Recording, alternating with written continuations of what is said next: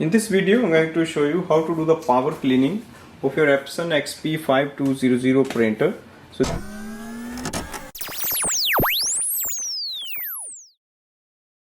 this will unclog the print head and our printer will resume the printing.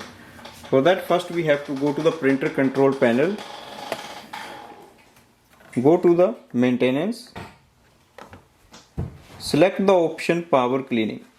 Use this if you have already used the printhead cleaning method, because printhead cleaning uses always less ink, whereas the power cleaning uses the more ink. Also load A4 size paper and click on the start. So it's going to take around 3 to 4 minutes, so we'll just wait for the printer.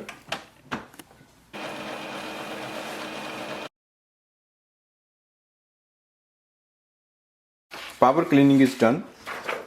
If you see all the lines are there, that means we have completed it successfully and we can resume our normal printing. If you don't see any color, that means you may need a manual printhead cleaning.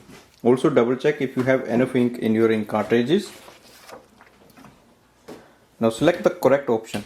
In case the lines are broken, you can go for the first option. If everything is okay, go for the second option. Now you can go to the home screen and we can start our normal printing. So this way we can do the power cleaning of this printer. Thanks for watching.